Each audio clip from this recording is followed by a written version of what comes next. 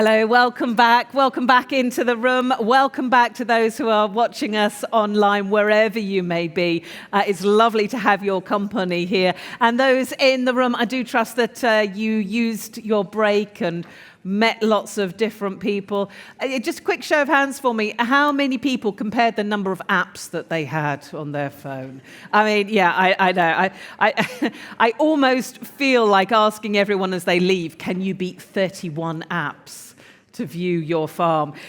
We are now going to dive into more opportunities. Look at the current state of play and what the future may hold as well when it comes to AI, data sharing, and also the emerging EU business wallet as well. So looking at the tools that are here now, how they're being used, and indeed, what are the possibilities and the opportunities for the future, particularly building on all the great stories and the needs and the priorities that we heard during our first discussion. So delegates, please welcome on stage your moderator to take us through this one, Anna Gumbau. Thank you.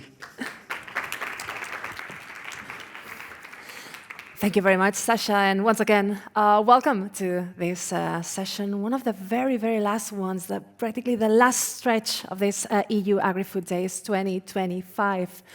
So we've already seen a little bit, heard a little bit about the EU business wallet, and today we're going to be diving deeper on the potential of AI, digitalisation, data sharing, and this emerging EU business wallet presents for farmers.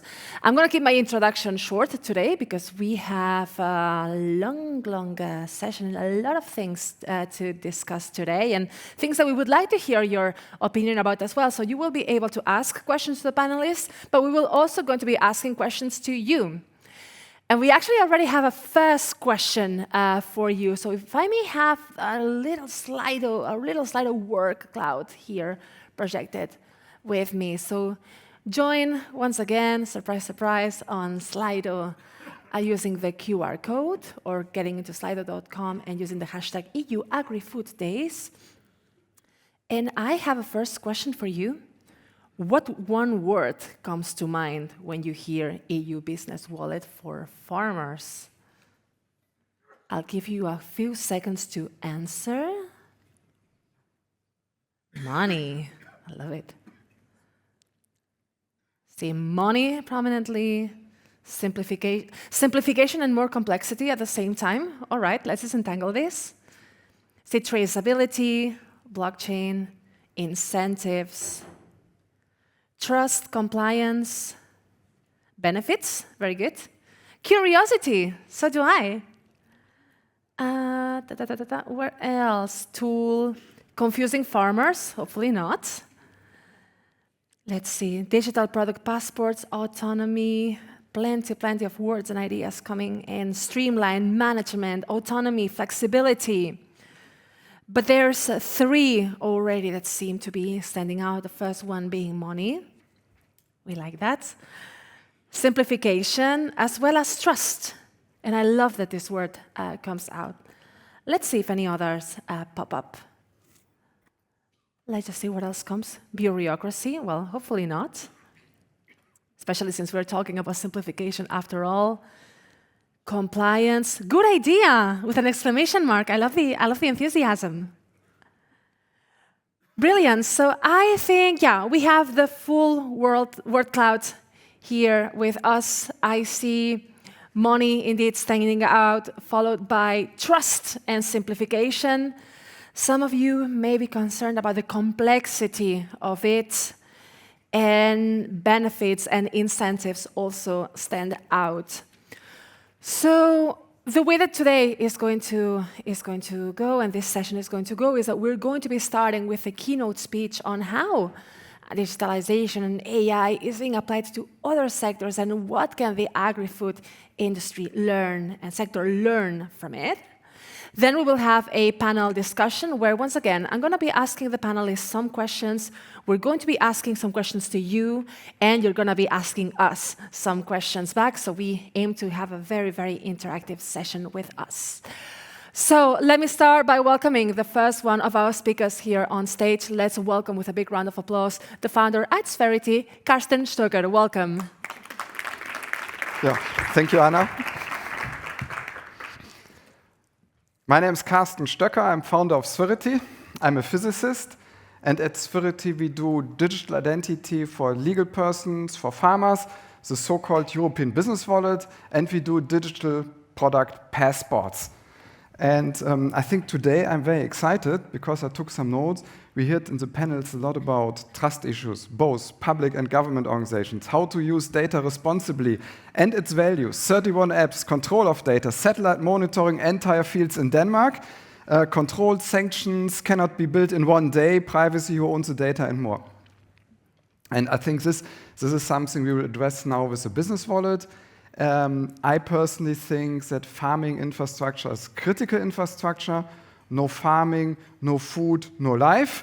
And for that reason, we need to make sure that also in the digital sphere, we protect the farming infrastructure. We make sure it's economic viable. So we heard about making money and the business benefits. And of course, to make it sustainable and responsible to have a better farming infrastructure. I think at the core of this is identity. And usually identity, what is it? Yeah? When you think about what the human identity people are doing, they are doing the identity card. You've heard about the European Digital Identity Wallet. That's primarily kind of the objective in bringing your national identity card, your driver license, your gym membership cards, a couple of other cards into a smartphone wallet. This is for humans.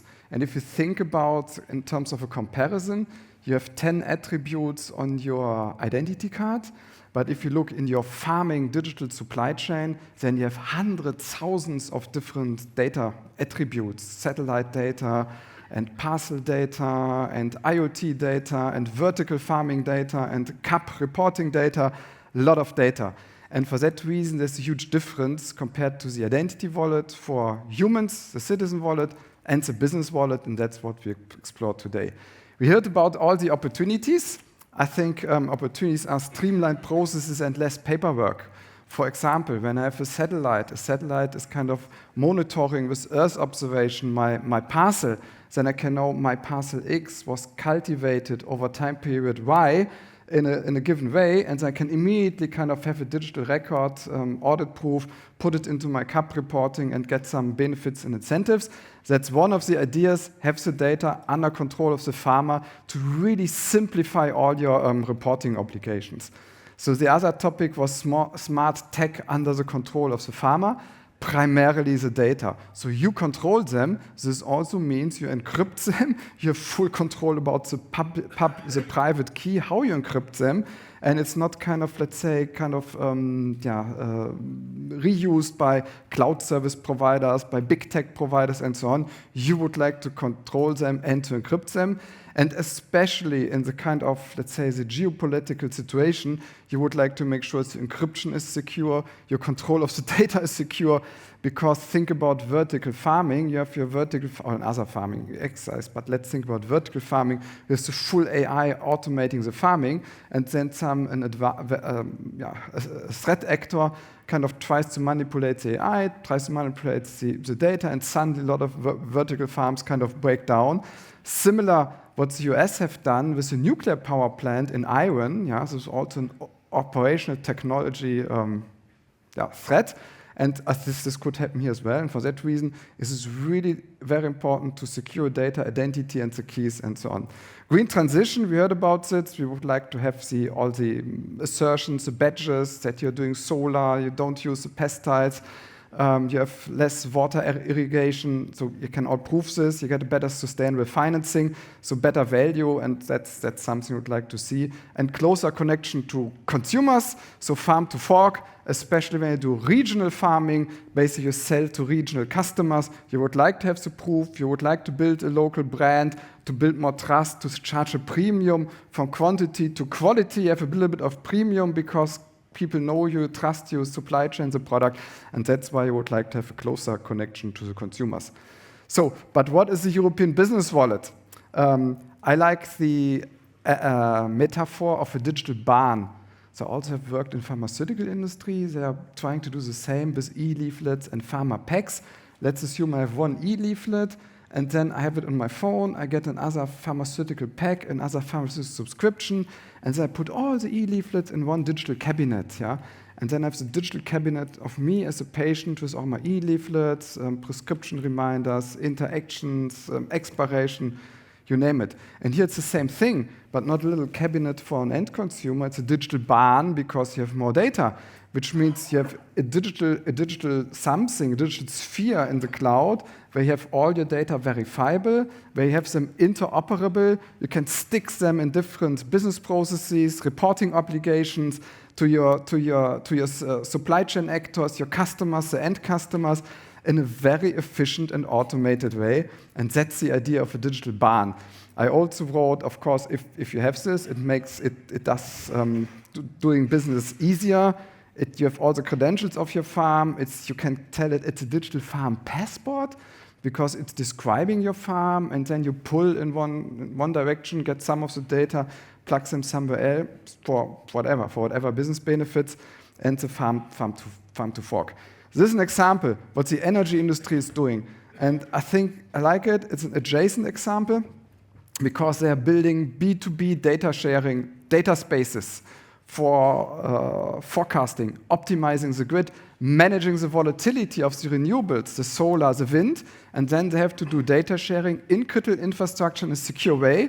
And that's so the energy sector is pushing forward this quite hard. There's one project called Energy Data X. It's one data space, but there's also a European data space being built to optimize it on the European level, but also to harden our critical infrastructure, the energy grid, because if nation threat actors get some of the data streams in the energy grid, then we can basically bring down the energy grid. That's what we would like to avoid and make it more robust.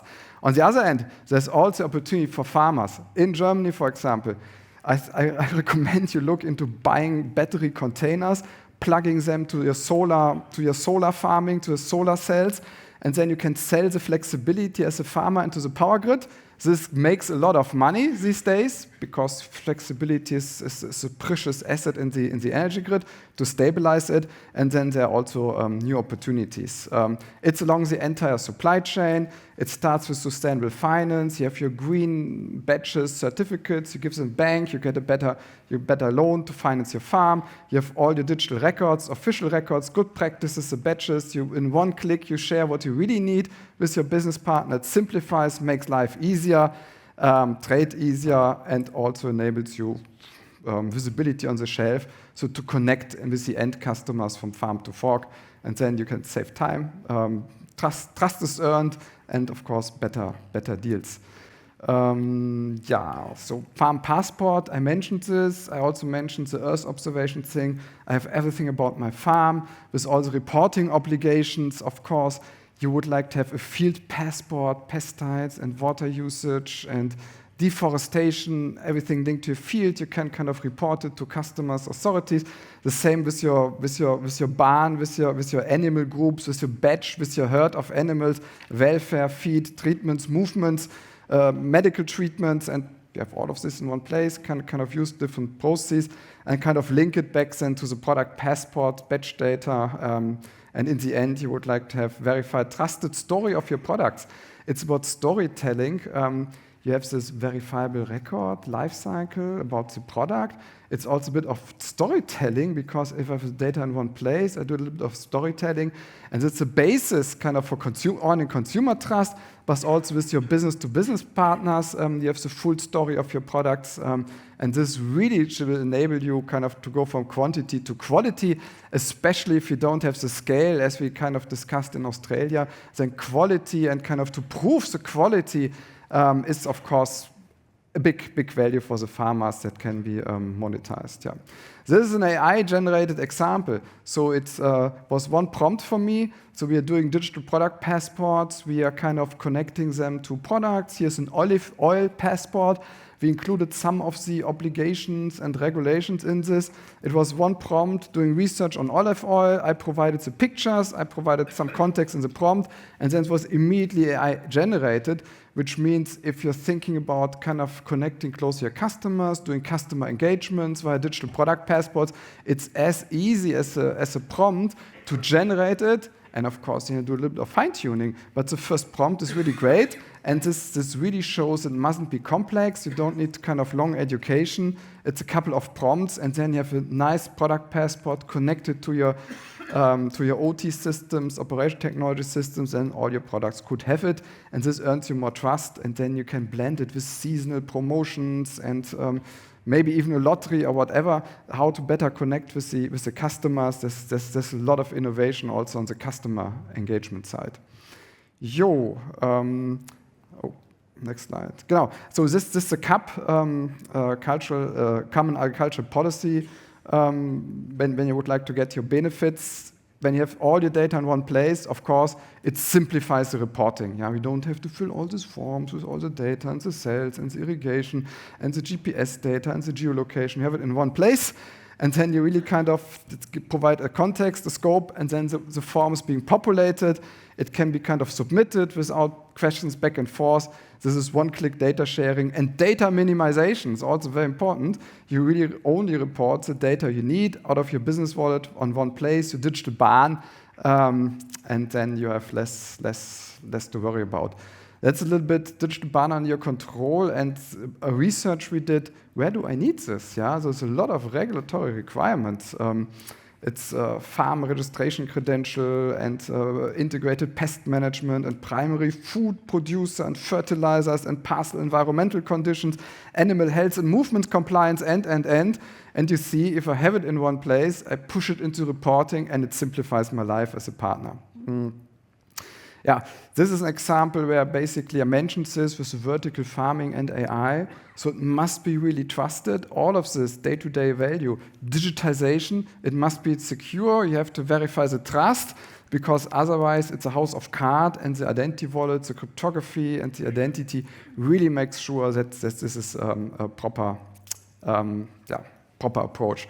There's also digital product passports in other sectors. I don't want to go into this because of timing, but in the battery sector, I would like to show it to you. In the battery sector, this is leading the European battery regulation. By 2027, it must be in place for all EV batteries, battery energy storage systems that you might want to plug to your solar cells. And this sector is leading. Here you see a bus where this technology is in operations. And this is how other sectors push it forward. That's also how I would like to close. Less admin for you guys, more farming, as we discussed earlier. Data as assets under your control. Every farm connected, transparency and trust, sustainable, fair food chain in terms of fair value captures from the farmer to the retailer. And I think it's a good story. We would like kind of to dive deeper in the panel. Anna.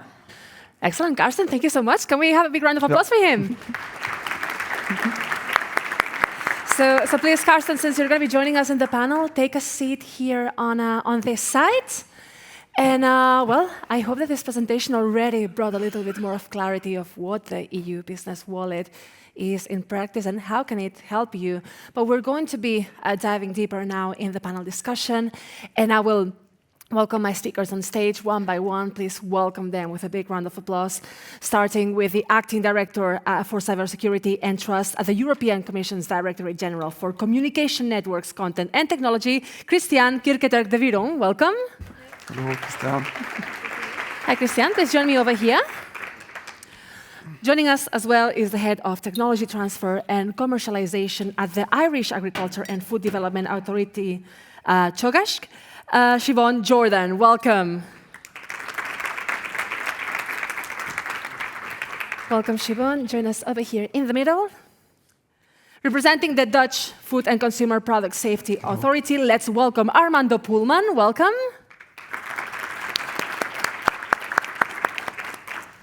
Welcome, Armando. You can join me over here. And joining us as well is a farmer from Romania, George Milat. Welcome. And George, you can join me over here. All right, so we've got a first glimpse into what the EU Business Wallet means in practice, or how is it going to look like, this digital barn.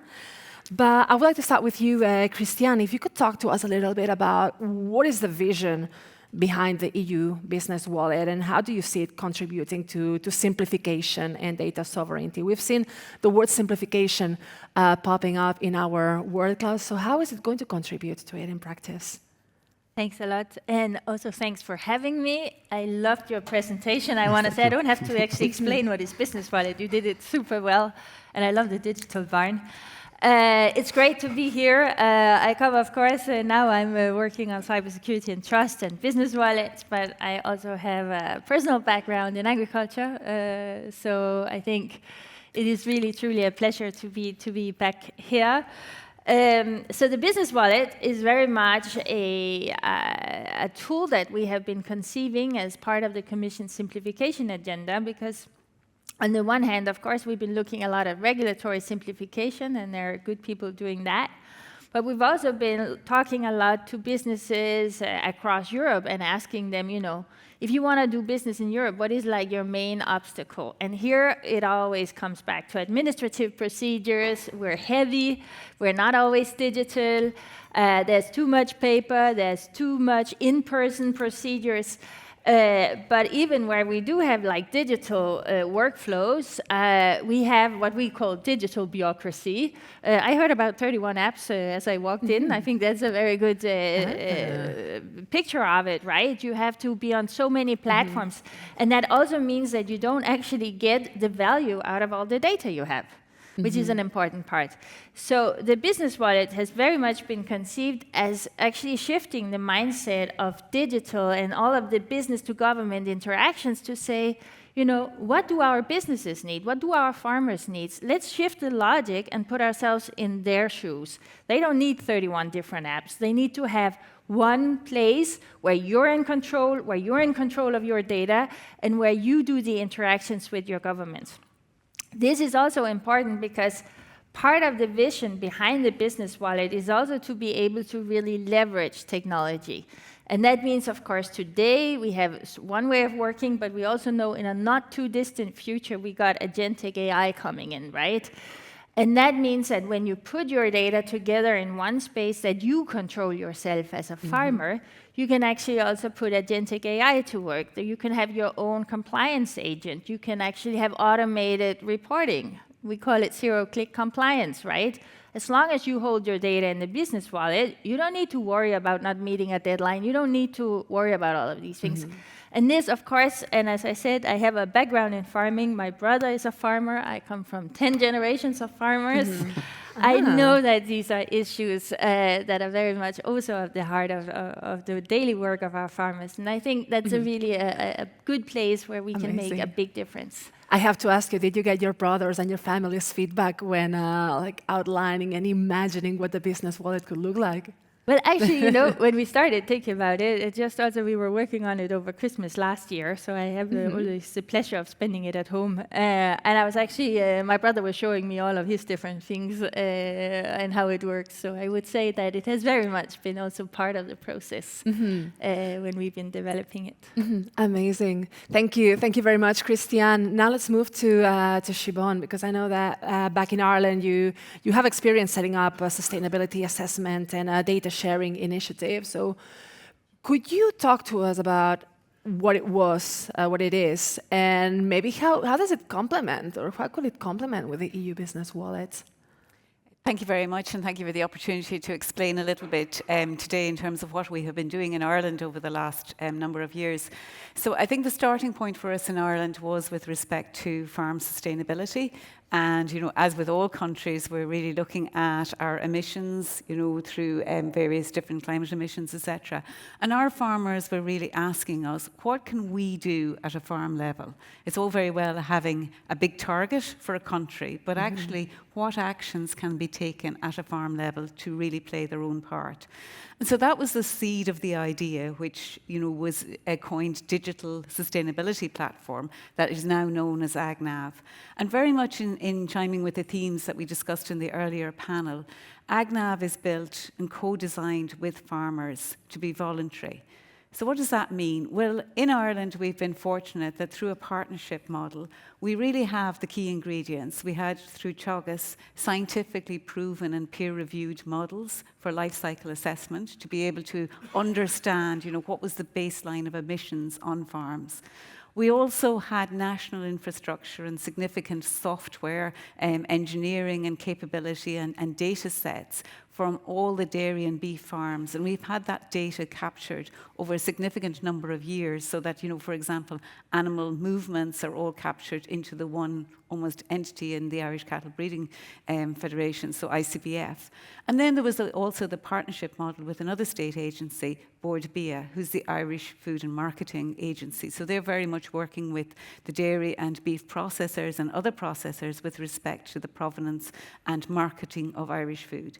So the combination of that platform, those partnerships, and these three partners, ourselves, Teagasc, ICBF, and Board Bia, the three partners, really working together with farmers allowed and enabled us to develop AgNav as a sustainability digital platform for farmers. And what that means is that, with working with farmers, we have this platform that allows farmers, first of all, to establish what is the baseline of their emissions on their farm. And that uses data. It doesn't mean that farmers have to input new data. It's drawing on those data sources that have been curated across Ireland. It then allows the farmer, supported by an advisor or themselves, to really look and model what actions would really reduce those emissions, be it nitrogen nutrient surplus balance, be it the emissions from methane or other sources, ammonia or other sources. And then the farmer can design bespoke actions, looking at the decision support tools, and have a bespoke action plan for their farm. Now, from building that and co-designing it as a voluntary tool, over the last 18 months to 2 years, we now have 17,000 farmers using that across the island, across Ireland. And that's a huge kind of from starting from ground zero to actually have that number of farmers using it. And really the benefit in having a voluntary system has been some of those key principles with respect to trust from farmers, and we very much developed it in cooperation with the farming organisations. We looked at the interoperability of existing data sets, but also we wanted to make sure that we were using the best data, because data can only, it has to be the best to be able to make informed decisions. And so using those key principles, I think very much chime with what Karsten was putting up about the business passport in terms of, ensuring that you're designing it from the ground up to be the best for the system and for the country. So I think, from the perspective of a use case, we really are seeing great opportunities in Ireland, not just to kind of use it for our own farms, but also to look at what other countries are doing. Brilliant, thank you. Thank you very much, Siobhan. And now, from a consumer and food safety perspective, Armando, what's the potential that you see for the EU business wallet? Could it support faster? Could it support more reliable compliance checks when it comes to food safety, especially when it comes to small farms who may struggle with the administrative burdens? We saw already some concerns around bureaucracy and so on. How do you see that? Well, do you have a few hours? No. No, yeah. So basically, I want to introduce that we are working in an innovation team at our Dutch authority. And we are looking at ways how to improve the process of inspections in the Netherlands to automate it and make it more efficient. And business wallet, of course, is the next step, what we see. And yesterday, I heard a few times about the school fruit project. That's ironical, because that's one of the projects I started on, where we're basically looking and we were talking with, first of all, the supplier, but also the inspector, how we can improve this process, make it more efficient, lower the administrative burden, what Karsten said, make it more time-saving. Yeah, and we started to automate and optimize this administrative processes. And yeah, to give you some examples, a hands-on example, I would say in the eyes of an inspector, let's say the transport document, so the animal byproduct logistics process. This inspector is controlling like 5 document types by his hand. He's controlling this handwriting, he's controlling the language. Well, for example, it's a Romanian driver. He doesn't speak this language, but he has to control this certificate. Well, first of all, it's a burden for the driver, but also the inspector. It takes a lot of time. It's around 30 minutes per inspection.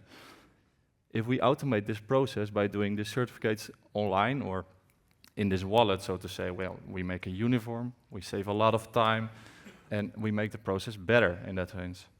And another process you might as well know is the UDR process, which is coming in the next 2 years.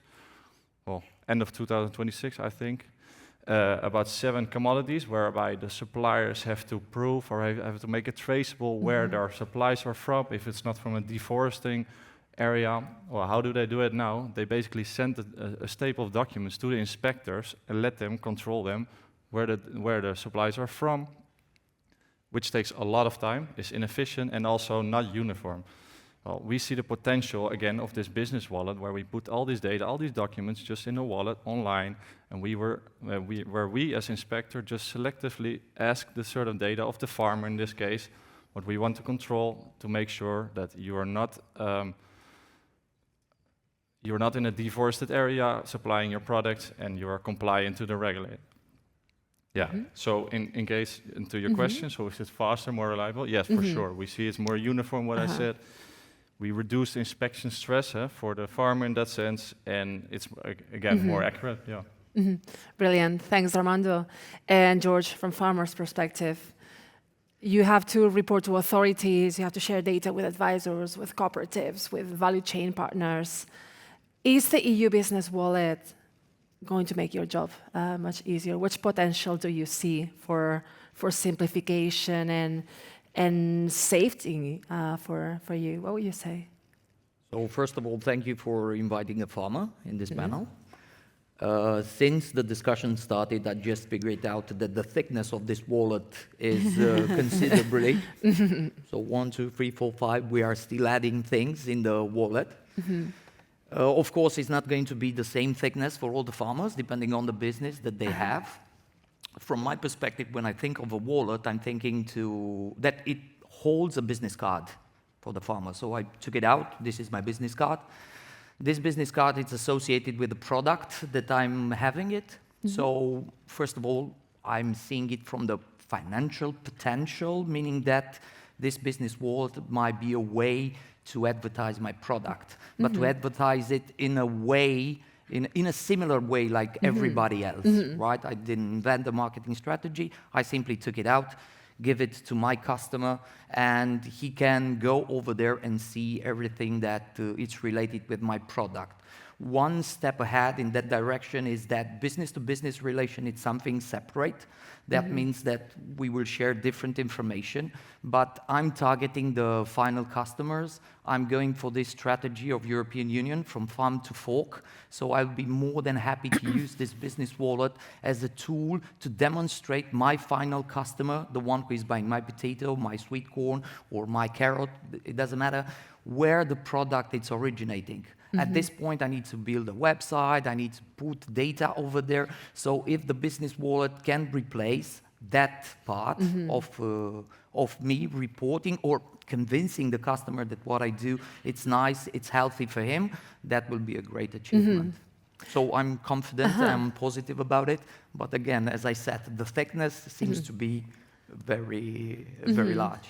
Amazing. And maybe Carson can respond to that. What do you see as the main challenges when it comes to incorporating farm-level data? And also, because we've seen in Slido, there was also the concern that rather than simplifying, an initiative of the kind could bring a bit more bureaucracy, even more bureaucracy.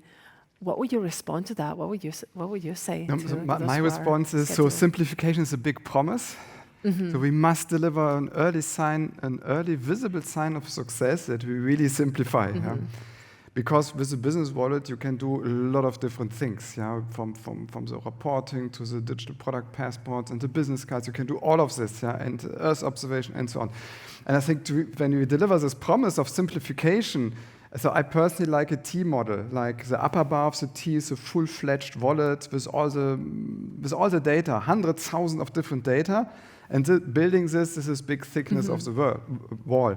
But then the lower bar of the T, when we go down, we really have, for the first use case, we have to deep dive and really analyze critical success factors. Where's the business case that that we can kind of deliver from day one. There's a simplification we can deliver from day one. There's a minimum viable ecosystem, because wallets are an ecosystem technology. If one farmer uses it and Edeka uses it and no one else, it doesn't really make sense. Yeah? I really have to understand the minimum viable ecosystem, the business case, the simplification, and have a so-called, what we call it, retrofitting strategy, that we don't need to build apps and customize and blah, blah, blah, but that we look what systems do I have in this ecosystem for this simplification task. We integrate few APIs, so simple API integration, and then from day 2, we switch from a POC in a field test, and in a field test, we really can demonstrate it. And this requires looking into the different use case domains and identifying where all the critical success factors, all the ingredients are in place to deliver this visible sign of success. It is possible, but requires a little bit of analysis. Yeah. Thank you. Do I have any responses to one another, maybe? Yeah, Siobhan. I think we spoke earlier about the incentive, and I think it's really important to think about, well, what's in it for farmers? You know, simplification is one thing, but we really have to deliver on it. And I suppose our experience in Ireland has been the opportunity to work across the supply chain. So, you know, why has been the success, or why has AGNAV been successful in Ireland? Well, you know, we've been working very closely with the meat and dairy processors, who really have seen the power of AGNAV to be, you know, the sustainability bonus schemes that they may operate for working with farmers. Now, it's not it's a voluntary mechanism for farmers to be able to, you know, work with these processors, but actually just getting that incentivization to be able to have more sustainability actions happening on farm has been hugely beneficial. I think the other kind of challenge we have is to make sure we're not adding to bureaucracy for farmers. You know, we've heard already the number of apps that they can get, and that's a similar story every country. So, you know, while we are talking about simplification, I think it has to come to what is happening in each country at a local level that really then will make a difference at a European level, so that we're kind of taking and respecting what's happening locally as well. Anyone else would like to respond? I've noted Carsten, but yeah, I had the Christian? example. I want to give one example. Because so farming and pharmaceutical industry, we can call it the life science sector. And pharmaceutical industry, you also have hundreds or thousands of use cases. And the pharmaceutical industry did this analysis, and they said, hey, let's look into so-called clinical data. So when they do a clinical study to develop new pharmaceutical products, they must have clinical data from other hospitals, research institutions, yeah. And there they're not building the boil the ocean pharmaceutical data sharing, whatever. They're focusing on clinical data to bring down the time to identify clinical data from a clinical study, to contract them, to check compliance from 3 years to 3 days. That's a very specific use case, laser focused, the business value is clear, and they really double down on this use case. And that I wanted to give this example to really make hope that we don't kind of boil the ocean, but we find the use cases where we delivered value from day one, and then we have this visible sign of success. Yeah. Thanks, Carsten. Christian, and then I move on to the next question. No, I think one thing which is, of course, also important for us when we develop the business wallet is that it's mandatory for public authorities to always accept documents that are submitted from a business wallet, but it is no obligations on the users to use them. And I think that's the important thing, because what we really want to have is this market-driven approach, so that when there are good tools on the market that actually brings values to the businesses, or in this case, the farmers, then there's a good use case to use them. It shouldn't be an obligation to do it, of course. And that's why it's important that we have all of these very, very good companies in various sectors that are able to actually conceive business wallets that fit with the needs of the sectors, the killer use cases that we're discussing here. Thanks, Christian. Now, I would like to ask a question to our audience. So we have a poll ready for you. May I have the... we're taking the questions later. I have a question for you, if anything. So if I can have the Slido back. There you go. So I have a little poll for you, where I'm asking you, what can be the biggest unexpected benefit of interoperability in agriculture? Is it reducing paperwork? Making AI our new best friend? It listens better than the family dog. Discovering that the cloud is actually a friendly place, not just where our data floats off to. Or finding out that data sharing doesn't mean giving away your data. Let's just see, I'll give you a few seconds to answer.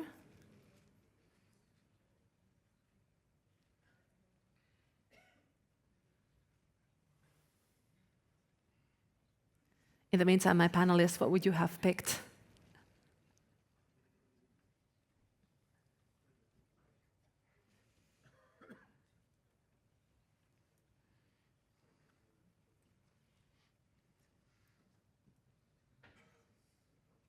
So I think we seem to have a clear winner with finding out that data sharing doesn't mean giving away your data, although reducing paperwork seems to be catching up. It's going to be an exciting race ahead of us. Let's see. It seems that the question of data sharing might be the biggest unexpected benefit. What would you have chosen? I would have chosen the sharing data as well. Mm-hmm. But I would like to emphasize something based on the previous presentation. It seems that the general opinion are putting the farmers in a position where they don't want to share the data. Mm-hmm. I wouldn't say that it's true. I will say that there is still, particularly in the young generation, a large number of farmers willing to share the information, and you are kind of overpassing the idea that the farmers are usually basing their decision on examples. So if we have a critical mass of farmers willing to share the information, and so that the neighbors, the other ones, will be able to see the benefits of this sharing, I'm pretty sure that they will follow immediately on this one. So data sharing, we don't need to see data sharing as a problem because the farmers don't want to do it. There are a lot of them who are willing to do it, but we need, or let's say the overall environment needs to provide the tools for this sharing. But as long as you are residing on 31 different apps on your phone, you can hardly have the time or the willingness to do it. I can allow maybe one or two more reactions, maybe. What would you have? Would you have all picked the data sharing aspect? Yeah. I suppose just following on from George's point, I think so much, in that trust around farmers is around communicating the fact that, yes, farmers own the data, but equally well, what will happen to that data? So much of the trust. So that communication piece is hugely important, and getting that communication so that, again, the benefits and the end value is really clear. But I think also having clarity around the consent and the revoke. And that's something that we've been very keen to build into in AgNav, and we have, very clear that farmers can take away the permission almost. So again, that's all about knowing that they own their data. But I think we also need to think about, the complexity around some of the, I suppose, mechanisms to have that transparency and how they are really simple. I'll come back to the question of trust later on, absolutely. But before that, I have a second round of questions, and then I'll open the floor to questions from the audience. So, Christian, I think everyone in the room is very intrigued about the next steps, the implementation, the milestones. Where can we expect this to be fully operational? What can you tell us about that? So, indeed, we just landed our proposal because we needed what I call a light enabling regulation in order, of course, to make sure that all our business wallets can speak to each other, that they're developed on the same interoperable standards. So we are now negotiating it. We very much expect this to move fast. There's all the intentions to get this one done quickly.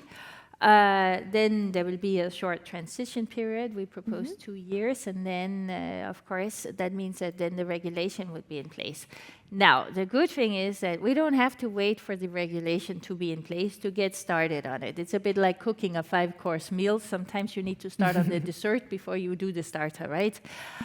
Which means that we can also start already now, and we are starting now with the piloting. We're starting, looking at what I call the killer use cases, because it is optional for our businesses to use it. So if we want a good uptake, and if we want to create really the ecosystem around it, we also need to start really looking at where does it bring the most value to the businesses? Where does it bring the most value to the farmers? So thank you also for your slide just before. I think that's very interesting for us. Because this is how, of course, you generate a place where, literally everyone would be able to use a business wallet. So whenever you want to talk to another business in your supply chain, he also has a business wallet. She also has a business wallet. And that's when you get the really good effect of it. So for us, we already started actually on the different pilots. We have also a big pilot project already for the business wallets. And we expect that, I would say, give us a couple of years and we should actually be able to start rolling it out. Thank you. Thanks, Christian. I think, everyone is very curious and eager to see that happen. Maybe let me, Carsten, have the next round of questions, and then I get back to you. I would like to bring back Armando to the conversation, because one of the words that came to the World Cup before is the question around traceability. And I wanted to hear from you, compared to existing traceability systems, what could a digital product passport, as we have seen incorporated in the business wallet, bring as an advantage to it? And how does it facilitate the working, like your job in a food safety authority? Yeah, interesting question. Of course, we have two concepts now. So we have the business wallet and the digital product passport. The business wallet is more about who the company is, verifying who's the company, and the digital product passport is what is the product, so the license existent. So recently, we started to do an adoption together with the ministry and with a knowledge institution in the Netherlands to explore this digital product passport concept in order to improve traceability in our processes. And now we didn't do this only on the product side, but we also did it on the food side, so the agriculture side, just to fill in this gap. We know that the regulation doesn't say that now for food, but we expect in the future to be this more. And we want to fill in the gap before it's coming. And we see opportunities in that. And also the use cases I just sketched before, we see the same opportunities, of course, for the digital product passport, because we're not only controlling, so who is the supplier, who is the company, but we're also controlling what kind of product this person is transferring or transporting. And if that combination is made, it makes sense in that way. So we think we're going to be more proactive in that way. So we don't have to do the inspections beforehand. We can already do it basically digital, remotely in that way. We're doing a uniform. So we see a lot of potential compared to our current traceability system for sure.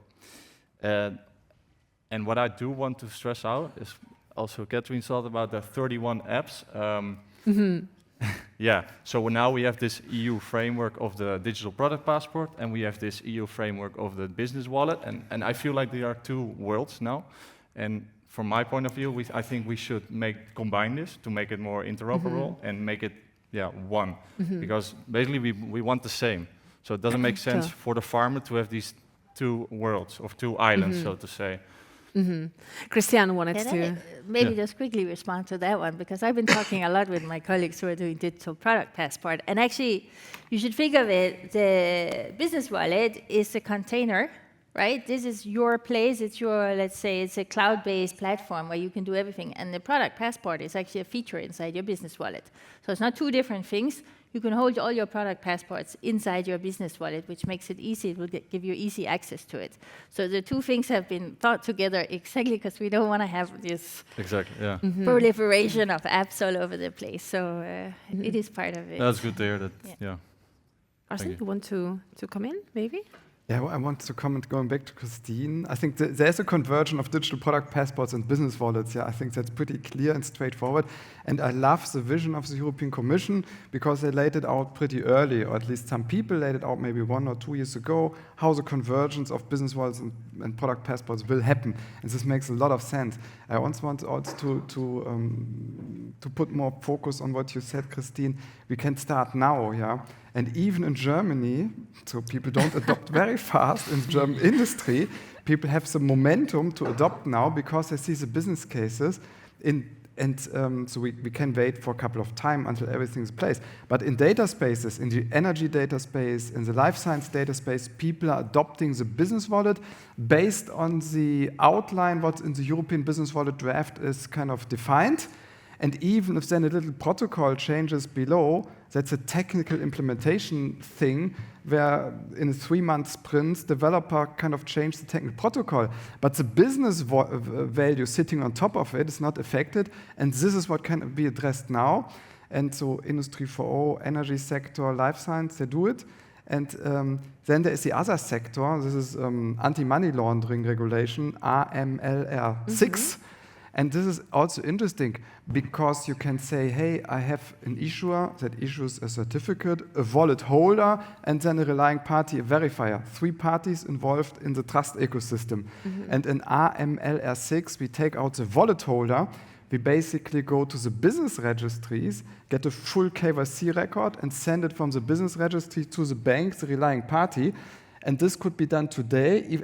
One bank has big benefits already today, and we use the wallet technology, the credential formats, the cryptography, the protocols, but with cutting out the wallet, this is fine because we bring technology into mass-scale adoption in the next days and weeks.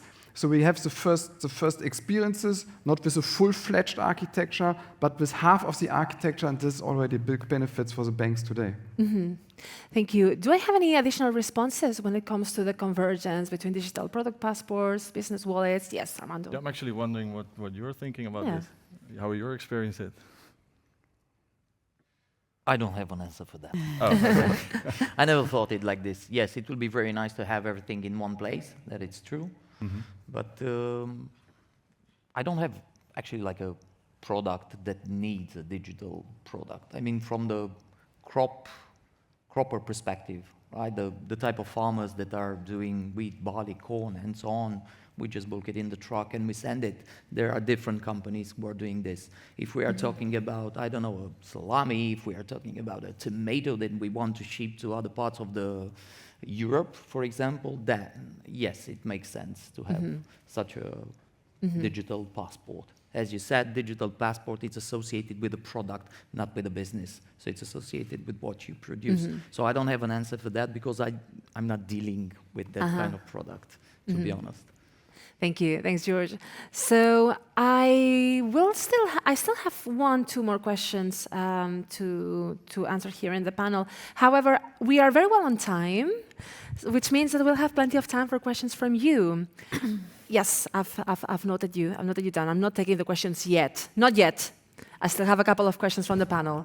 So take this couple of minutes to think of any questions that you might have to my panelists, and also those of you who are joining us online, or those of you who are here in Brussels are a bit too shy, although I don't see many shy people here, can also ask the questions on Slido if I may have the QR code once again.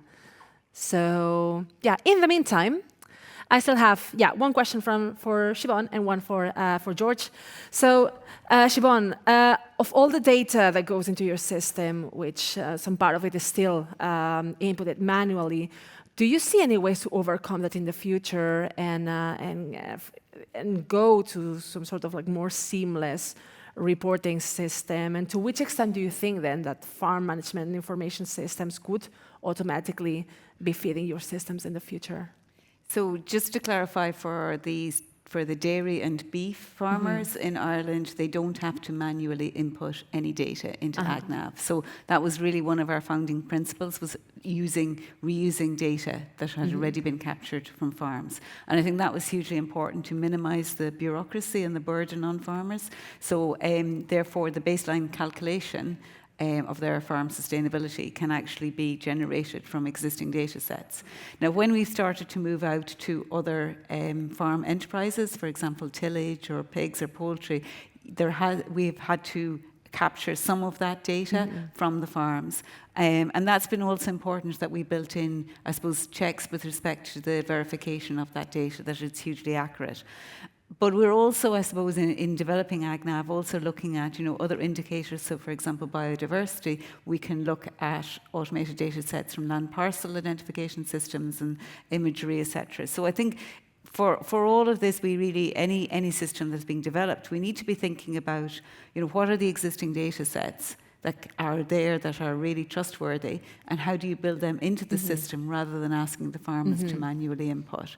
Because that's where, and Carsten had put it in his presentation, that's where errors can creep in, that's where it's, more people will spend time at their desk than out farming. So I think getting those systems right and thinking about the software engineering that designs with the end in sight is hugely important. So manual, we try and avoid at all possible. I love the trust aspect, because it brings me very nicely to the question that I have for George, because you already mentioned the question around data sharing when we were commenting the Slido poll, but obviously trust is essential for farmers when it comes to sharing data. So what would you give you the trust that tools like the business wallet truly protect your data and respect your control over it? And to which extent do you see that consent, the systems that rely on consent, are positive evolution or more than a burden?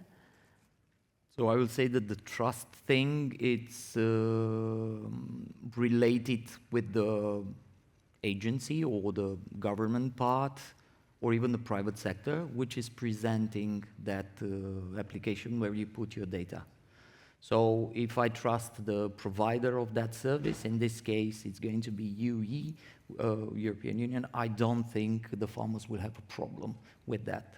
So as long as you can provide us a tool and you can convince us that the data is secure over there, which I don't think it's very difficult, then we have no problem, at least from my perspective. Again, we don't have any problem putting data over there. So that's the trust thing. But I would like to say something else regarding what our colleagues said here. We have a major problem with data standardization in Europe. The reason we had 31 applications on the mobile phone, it's exactly this interoperability in which each dataset provider is using his own standard. So for that reason, even if we are talking about the business wallet, right, we'll have to have a typical set of data, a standard that will be there, so that every country, the digital passport that you were talking about, it's a piece of paper in the end. It looks different in Romania, different language, different story. It looks different in Holland, different in France. So that means that the first step in it, maybe as you explained it, Carsten, you're already working on that, is to standardize that part. And then you can feed the data into it. In the previous discussion, we were talking about this interoperability in which because we don't have a common standard, it's very difficult for a very small farm like ours, and I'm a former telecom engineer, so I know how to type on the computer for that reason. It's very difficult and very time-consuming to bring all the data from all my machines in one place so that you can feed the AI system to start chewing the data. Now, I've been visiting large farms. They have build their own R&D center, which doesn't do anything else that standardize the data. So before talking about AI, which has to come with the trust in it, of course, we need to provide proper data for that. And what I consider it's missing in European Union, it's exactly this common standard. So it's like, I have a very good example from a visit in Australia. Australia example was coming redundant in this discussion. So Australia thought about building a standard backbone and then involve the private sector in moving, or let's say post-processing the proprietary data of the farmer in a way that in the same standard, so to upload them on the backbone. So I don't think in regards to the business wallet, because we have so many cases, so many farmers, so many products, it will be very difficult to develop this business wallet without the private sector stepping in and do this kind of standardization. So you offer the standard through the business wallet, and then let the private sectors come up, put the data over there the way you like it, so that we have a common sharing platform in which we can exchange information or even run big data AI training.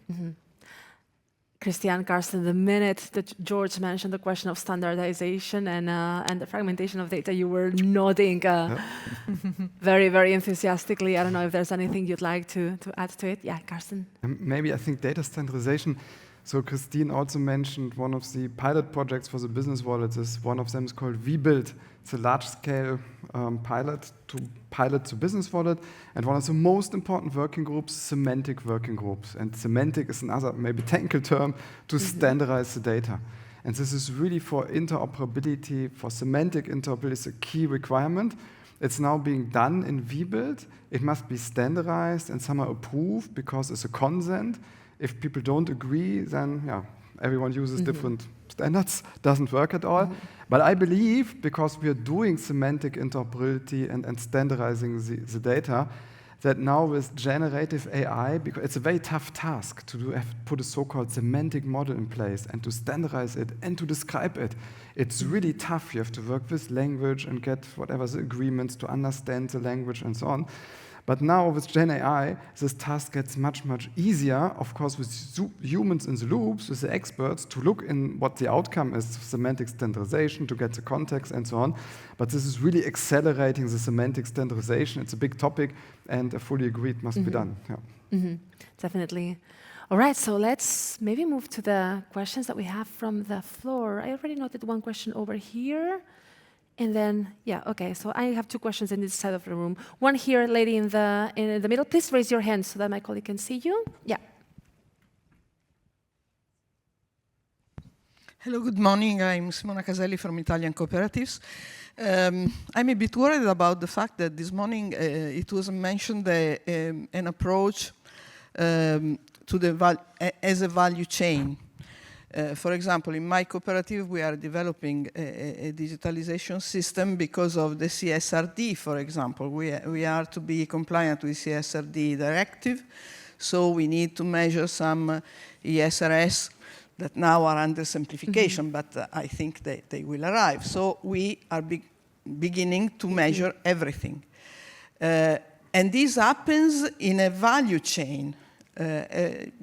Agri-food production in Europe is 60% at least in a value chain. Because people go to a cooperative and then to the industry and then to retailers and so on.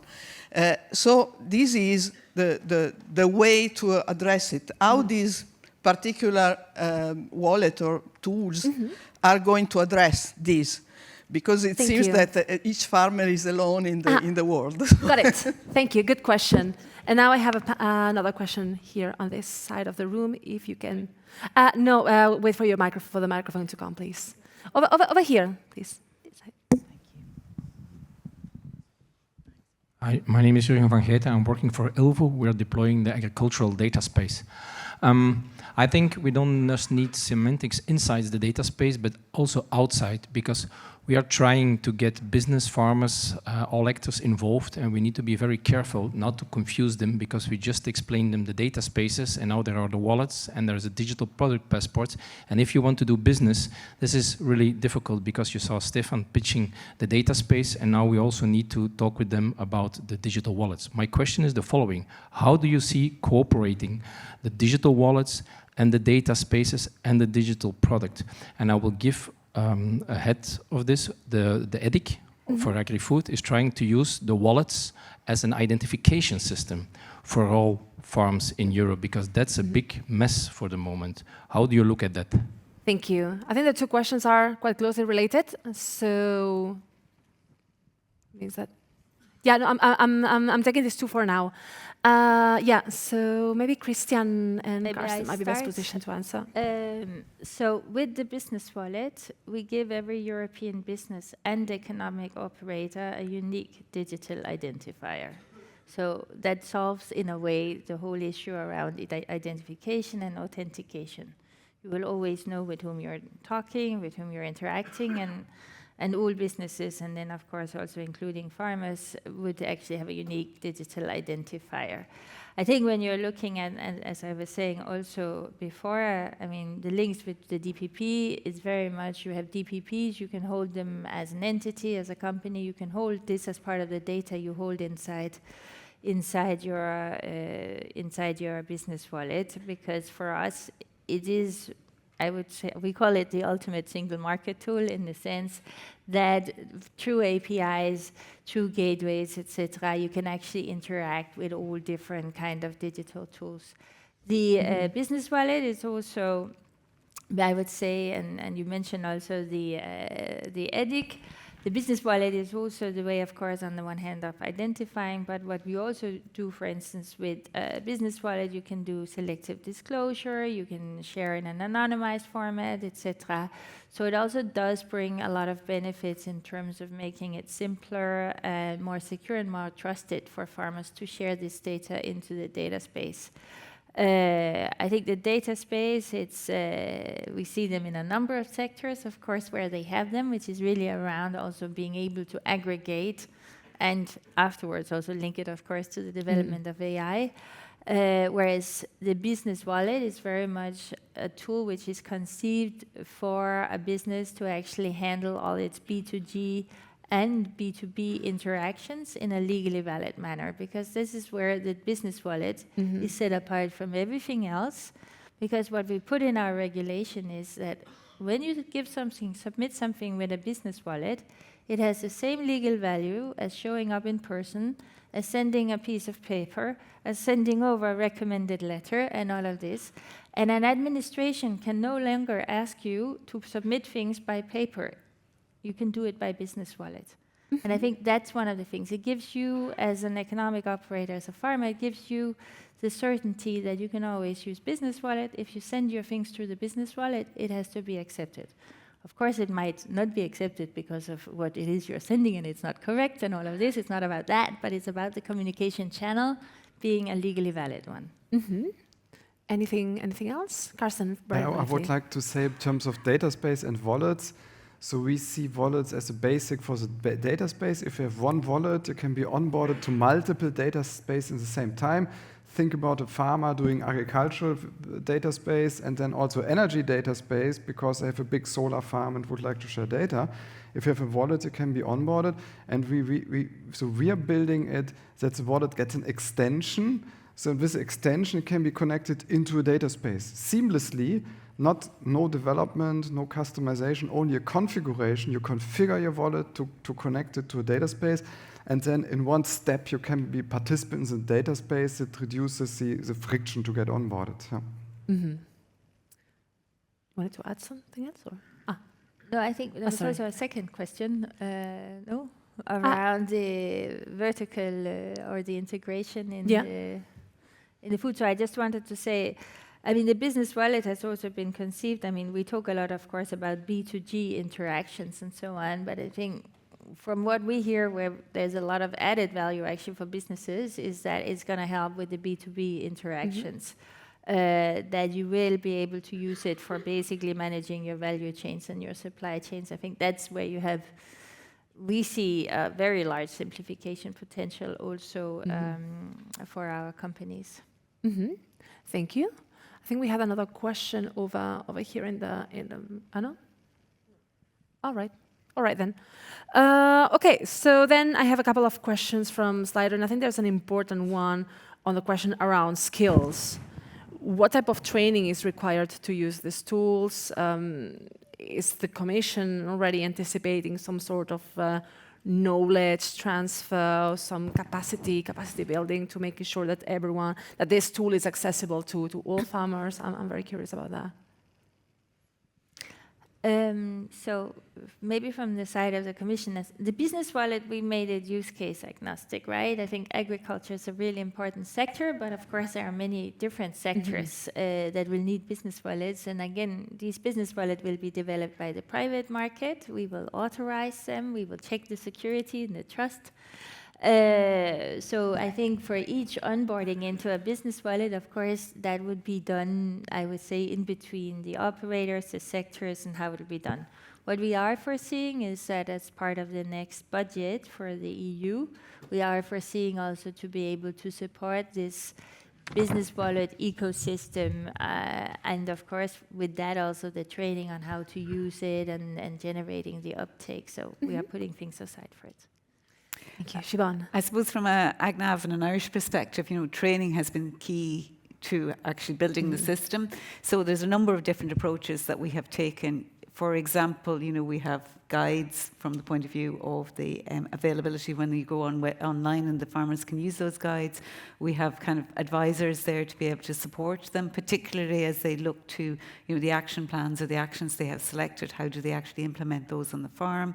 But equally well, it's just as important to us that we are able to educate our students, through the universities or through the colleges that Teagasc educate farmers of the future on, with respect to digital systems, because really that kind of familiarization is hugely important, that it isn't complex and you need a software engineering, that actually this is very much drawing and utilizing existing data sets, because I think it's more important that the farmers can see the value of the calculations from the data and allow them to do something with that than it is about, I suppose, getting really complex systems. So I really encourage the kind of simplicity with an end point rather than making it really, really complex.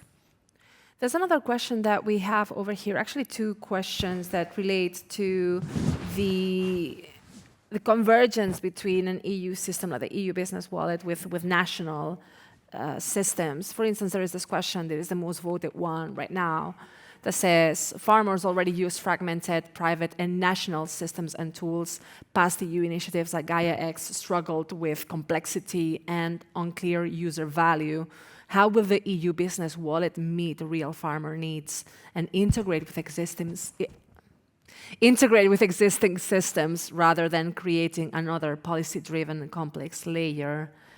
We've already hinted to that a little bit, but I don't know if there's something that you want to say to elaborate further on this and to reassure our farmers in the room that it's not going to add another layer of complexity. But yes, Christiana, of course. I think, actually what you put here and what the question is, it's very much what has been actually driving the conceptualization and the vision behind the business wallet. It is because we have all of this fragmentation. We have private, we have national systems. Cross-border is extremely difficult in Europe. The systems do not speak. So actually the business wallet has been conceived as making one single, simple, secure tool for our businesses to use, to communicate with all of these different national systems and tools, so that you don't have to, first put your data in one place, and afterwards you put your same data in another place, and then a third place, etc. But that you actually have, I would call it almost, what you call a digital barn, I can also call it the farmer cockpit, where you sit and you actually be able via one tool to provide this in a seamless way. That's the whole idea behind it. It's also, I think, very important to say that we're not doing this as in, we're not thinking, oh, we as public authorities, we're the best in the world at doing digital solutions. Because we all know we're good at many things, but this may not be the one. We have a great market. We have a lot of really great European companies that can drive technology, that can drive innovation, that can drive these solutions, and really, of course, together with their clients, make sure that we develop the tools that the businesses need, that the farmers need, right? Because at the end of the day, if they need the farmers to use them, they also have to make tools that are useful for the farmers. So I think that's how we also get around this, oh my God, are we going to get another super complex tool coming out that we now need to also figure out how to work with? No. We need to develop it with the farming community to be sure that it meets their needs and that it's a single way of doing it. Any other responses to that? Yeah, George, please. Actually, I have a concern regarding this question. So I would like to go home and send a message to my colleagues and saying that, look, European Union is developing a business wallet, so that will save us for reporting into 3 different databases, 3 different systems in our country, through 3 different agencies. So I would like to ask if this is a promise that in the future, once the business wallet is going to be operational, you were advancing a couple of years, we don't need to do that anymore. I don't need to report in 3 different places. So this is like a wish, right?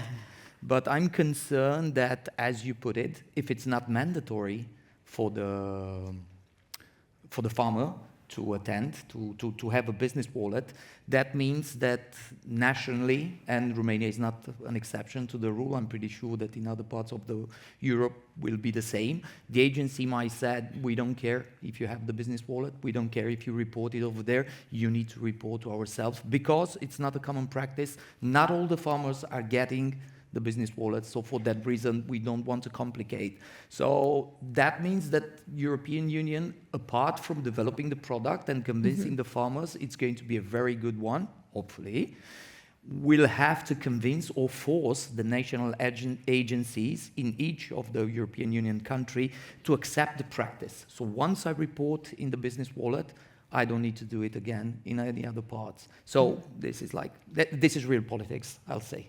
Can I make you this? This is exactly what the business wallet is about. First, it's about saying you report once, and you report once only. That's the whole point of having the business wallet. You use the business wallet to take care of all of this. This is the logic. Secondly, we have also been thinking about the same thing. Of course, what's the point of putting all of this in place, and then someone will say, but I don't want to accept it, so you still need to use my old system. No. That is not good enough. That's why we have put in the regulation an obligation on all public sector authorities to accept the business wallet. So they cannot go and tell you, oh yeah, this is all very good, but you have to show up in paper, or you have to continue to use this thing. No, business wallet is what gives you the legal valid you can always submit, and that's regulated. That's what we have designed is we made a regulation where, let's say, the regulatory requirements are put on the authorities and not on the businesses. So it's a bit of a shift in that sense. So that is so please very go great home news, so I can take the message take like it this back with home. Great the news to one take back cap, home. which of course it still has to be negotiated. We're still in negotiation, but the proposal is like this. So I'll take it like a promise then. Thank you. Thank you. I could take 1, maybe 2 more questions from the floor. I'm looking more at this side of the room now. Is there anybody? There's someone over here? Yes, please, go ahead. Hello, my name is Javier Montellano, NB Soil Project from Soil Mission. And I wanted to ask, what happened with the farm sustainability tool? I mean, I know it has been deployed, and would it be somehow connected or related to this business wallet, or they're totally different tools? Thank you. Thanks for the question. Is that something more either for Carsten or Christian, probably? Carsten, you wanted to? I can only say, I will say very briefly. We've had a discussion. I work in a different department of the Commission, but we have had discussions this week even with the colleagues in DG Agriculture, in fact, about how we can link the two and also create the synergies there. This is, I would say, as much as I can tell you about it now, but it is certainly something that we're also looking at. And I have a question here in the middle. Hello, Hans Vrolijk from Wageningen University and Research. What is going to be the scope of the business wallet? Because farmers have reporting obligations to a lot of different authorities on different topics. Some farmers report to the tax authority, some farmers report to the paying agency, some farmers report to the statistical office, and I could still add a few. So what will be the scope of the business wallet? Thank you. Maybe Christian or Karsten? I mean, I can speak from the legal point of view. What we have put in the proposal is that it covers all B2G interactions, because indeed, I think there are things, if we take the agricultural point of view, there are things that relate to when you're a business and you work in agriculture, but there are other things, employment, taxation, VAT, all of these things. The business wallet applies to everything. Everything which is B2G, you should be able to use your business wallet for. Thank you. Then there is one very popular question on Slido, again, when it comes to data, and especially the ownership of the data. Debate on agri-data often targets big tech, but farmers also face a strong public sector data pressure. Data given for one scheme can later be shared across authorities under legal carve-outs. So how do we address this power imbalance when the data user is the state and participation is effectively mandatory? Who would like to take this question? Siobhan? I suppose I can make the observation. I think, where the wording is there, data given one scheme can later be shared across authorities under legal carve-outs. I think, this goes back to the trust and the consent. If data can't, if the farmer owns the data, then it can't be passed on to somebody else without their consent. And I think the visibility of those platforms to be able to have that consent will be hugely important, for all of the passports or otherwise, that people then have the trust and they don't feel that, they're not in control. And that's particularly important for farms and farming organisations. Thank you. Thanks, Siobhan. Any other answers? Otherwise, I also get a popular question to Armando. Could you explain why the Dutch governmental organizations appear to be ahead of the innovation curve? I don't know if that's not meant to be promotion for the Dutch government, but listen, I mean, maybe you can can say a thing or two that can inspire. Yeah, I'm wondering if a colleague wrote that. No, just kidding. Well, I can obviously only talk about our organization, my organization in that case, and how we think and how we act. So what I said, I work in an innovation team, innovation lab, and we have a close network of companies which we work on together, so startups in that case, and also knowledge institutions which we talk a lot with. And basically we have this hands-on attitude that we just try. So we just try, we do proof of concepts, and we see the value of it, and we also talk, in this case, with the farmers or the suppliers in the field. What are your needs? What are your demands? And we match this with our inspectors. And I guess in that case, we are ahead.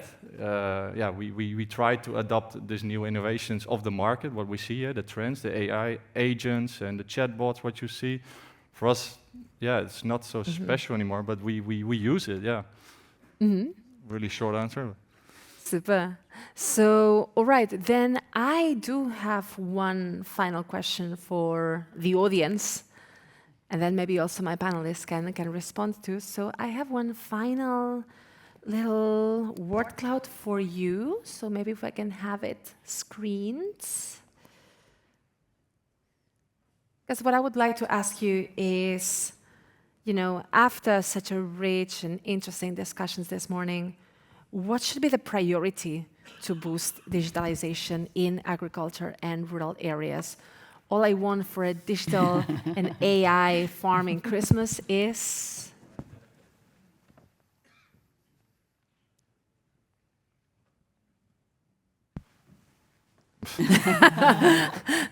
Mariah Carey. All I want for a digital and AI farming Christmas is EU. Well played. Nice one. I like it. Let's give it a couple of seconds, because now we're getting a lot of answers. I see now standardized data sets and digitalization strategies stand out. Ethics, farmer support, coherence, that it works, important. As soon as possible, digital product passports, snow, so do I. An agriculture digital strategy, an EU digital strategy. So we want strategy, but we also want action. Better governance, I see, coherent results, justice, ethical standards. Let's see, but the digitalization strategy is really standing out. Let me see. Now I see also education, ethics. Interoperability, important. It has come up consistently in the discussion. Peer-to-peer learning. Legacy, okay. All right, I think we've gotten plenty of ideas of what our audience wants for a digital and AI farming Christmas. What do you want? Maybe we could have a final round from George, like back all the way back to Karsten. So, all you want for a digital and AI farming this Christmas is, George? I want simple things. I want to spend time with my family. I don't care about my home, so that is. So do I. I feel But yes, I think it's written over there, and I think there were a lot of discussion about this. So digitalization strategy, I think this is the whole discussion about. We have a strategy, a business wallet, and so on. Then it has to be interoperability. I think everybody will go home with this 31 app idea that is going to stick in the back of their minds. That leads us to standardizing data set and what practical solution, peace in the world, responsibility. Absolutely. So there are a lot of things. I think everything is valid over there. But these three sticks very well. Thank you, George. Armando, very briefly. All you want for Christmas is? That great answer. No, yeah, interoperability. As what I said, not live in two worlds or different islands. Make it one island. Just make it one strategy. Yeah. Thank you. Siobhan? I think there's a very long Santa wish list there, so I hope they've been all very good to get all those wishes come through. But I think for me, two things stand out. One is to start with the end in sight. You know, almost why are we doing this? And to think about, the end user and really what benefit will come to, why we're starting this. And I think the other thing for me is don't leave anybody, don't leave people behind. We talked about the rurality of many of the farms in, across Europe. So make sure that, that digital systems do work for everyone. Thank you, Siobhan. Christian? I would say simple and sovereign solutions, European solutions that really work for our farmers. Thank you, Christian. And Karsten, last but not least. Yeah, so I love the European Union, I love the European Commission. I personally see big picture, a lot of coherence in the policies, makes sense, big picture. And I think now it's about connecting the dots, kind of collaborating all of us to build out the digital infrastructure for the single market, for the simplification, and for our competitiveness and a better future. Amazing. Well, so may all our Christmas wishes, whether you have celebrated San Nicola or Los Reyes or La Befana or whatever you're celebrating, come true. This has been a very insightful conversation. A lot of people had questions, had a lot of curiosity around the EU business wallet, and I think we got to clarify a lot of questions. We look forward to seeing the next steps and how in a couple of years we can sit together here again and talk about how it's being implemented. Because I think farmers like George are very eager to see it happen, and he's bringing some very hopeful promises back home. So let's. And it's recorded. So thank you very much for such a great conversation. Can I ask for a big round of applause for my panelists, please?